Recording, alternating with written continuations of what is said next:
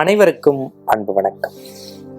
அங்கிங்கனாதபடி எங்கும் நீக்கமர நிறைந்திருக்கக்கூடிய எல்லாம் வல்ல இறைவனின் திருவடிகளை சேவித்து காஞ்சி மகாபெரிய சுவாமிகளுடைய ஸ்ரீ காஞ்சி மகான் என்கின்ற இந்த தொடரில் உங்கள் உள்ளங்களையும் எல்லங்களையும் நாளெல்லாம் மகிழ்வித்துக் கொண்டிருக்கக்கூடிய ஸ்ரீ சங்கரா தொலைக்காட்சியினுடைய தொழில்நுட்ப கலைஞர்கள், நிகழ்ச்சி தயாரிப்பாளர்கள், நிர்வாகம், விளம்பரதாரர்கள் உதவியோடு இந்த நல்ல வேளையில் உங்களை சந்திப்பதில் அச்சற்ற மகிழ்ச்சி. இன்று நாம் சிந்திக்க இருப்பது கோவிலும் குடமுழுக்கும் எளிமையும்.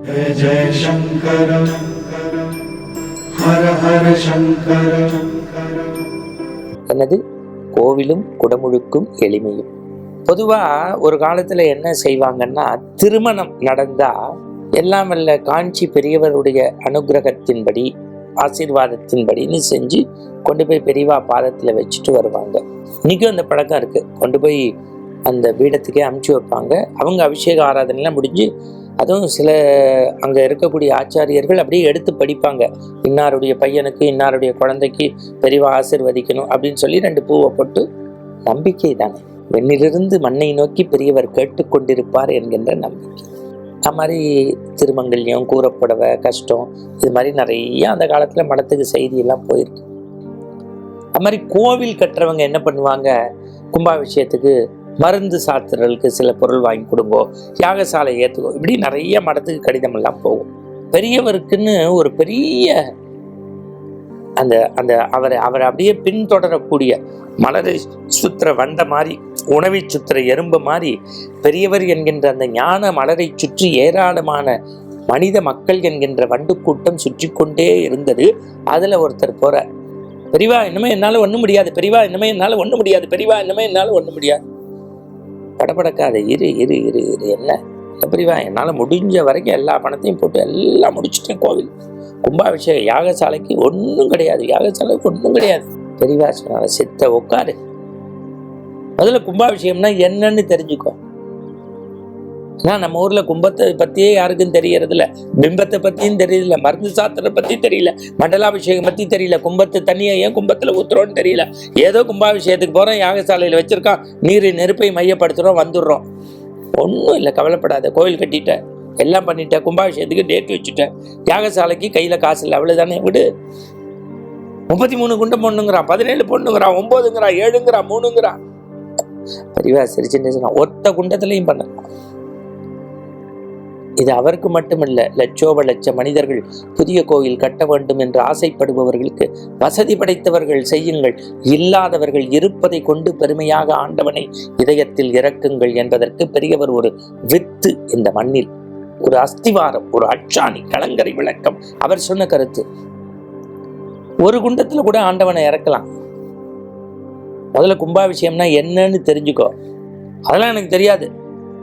தர்மம் தலைக்கணும், சுவாமி பேரை எல்லாரும் உச்சரிக்கணும், ஊரே நன்னா இருக்கணும்னு கோவில் கட்டிட்ட, குடமுழுக்கு பண்ணணும், யாகசா உட்காரு. ஏன் கும்பாபிஷேகத்துல நீர் நெருப்பு யூஸ் பண்றா தெரியல பெரியவா. ஏன் கும்ப வச்சு பூஜை பண்றா எனக்கு தெரியாது பெரியவா. ஏதோ ஸ்கொயரா ரவுண்டா பெரிய யாகசாலை போடணும்னு சொன்ன. ஏது உட்காரு. வழிபாடு 3: அருவ வழிபாடு, உருவ வழிபாடு, உருவ வழிபாடு. இன்னைக்கு நம்ம செய்யறது 3வது நிலை, உருவ வழிபாடு. மலையிலேருந்து கல் செதுக்கிறோம், அதில் கண்ணு காது மூக்கெல்லாம் வைக்கிறோம், கர்ப்ப கிரகத்தில் கொண்டு போய் வைக்கிறோம். இந்த பீடத்தையும் அதையும் இணைக்கிறதுக்கு மருந்து மாதிரி ஒன்று சாத்துறோம். இப்போ சுவாமிக்கு எல்லாம் பண்ணியாச்சு, அந்த உருவத்துக்கு உயிர் கொடுக்க போகிறோம். அதுக்கு பேர் தான் கும்பாபிஷேகம்னு பேர். கும்பாபிஷேகம் 3 வகைப்படும், பெரியவா சொல்கிறா. ஒன்று புதுசாக கோயில் கட்டி கும்பாபிஷேகம் பண்ணுறது. இன்னொன்று சுவாமி அந்த காலத்துல எல்லாம் இப்போ மாதிரி கிடையாது, சிசிடிவி செக்யூரிட்டிலாம். விஷ ஜந்து சுவாமியை தீண்டிடுச்சுன்னா 4 நட்சத்திரம் பார்க்காம மறுநாள் ஸ்லோகம் சொல்லி தண்ணி ஊற்றிடுறது. 3வது ஒன்று, ஏற்கனவே இருக்க கோவிலை நம்ம ஆட்கள் படாத பாடுபடுத்திட்டு போகிறான்ல, அந்த சுண்ணாம்பெல்லாம் அடித்து அந்த சிதலடைஞ்ச விஷயங்களை சரி பண்ணி நம்ம காதுக்குள்ள நல்ல விஷயம் போகிற மாதிரி 12 வருஷத்துக்கு ஒரு தடவை கும்பாபிஷேகம் செய்யணும். ஏன் 12ங்கிறது பகல் இரவையும் பிரிக்கிறது. ஒரு வருஷத்துக்கு 12 மாதம்.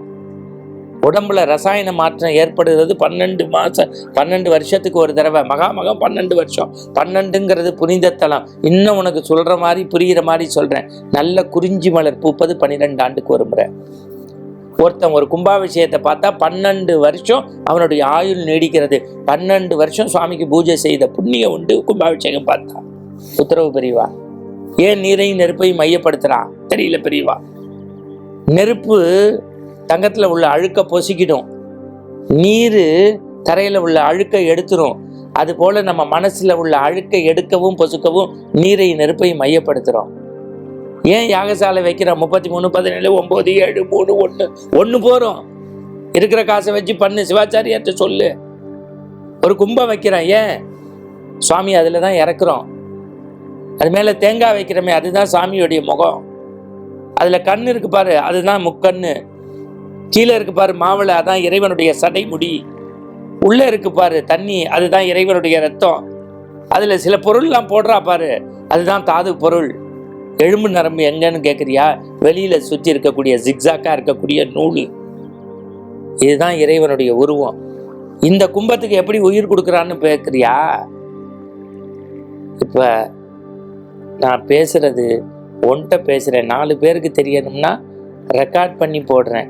1,00,000 பேருக்கு போகணும்னா ரேடியோ ஸ்டேஷனில் வந்து எடுத்துக்கிறான். அந்த காலத்தில் அவர் சொல்லியிருக்காரு. இப்போ நான் பேசுகிறது இந்த ஆடியோ வழியாக வீடியோவாக நீங்கள் பார்க்குறீங்கள, மின்சாரங்கிற மின்கடத்தி மாதிரி, அந்த மாதிரி சொன்னாராம் பெரியவர். தர்பங்கிற மின்கடத்தி வழியாக ஐயர் சொல்லக்கூடிய மந்திரம் தர்ப வழியாக கும்பத்துக்கு போய் உருவத்துக்கு பதிலாக உயிர் கொடுக்குது. இப்போ உருவமாக இருக்கக்கூடிய கும்பத்துக்கு உயிர் கொடுத்ததுக்கப்புறம் பூர்ணாகுதின்னு நிறைவு பண்ணி அதற்கான அக்னி பகவானுக்கு நேவேத்தியத்தை முடிச்சு தலைமை சிவாச்சாரியா தலையில வச்சு உற்றார் உறவினர் ஊர்க்காரர் எல்லாம் மங்கள வாத்தியம் முடங்க கும்பத்து தண்ணியை எடுத்து கும்பத்திலேயே ஊத்தினா அதுக்கு பேர் கும்பாபிஷேகம்னு பேரு.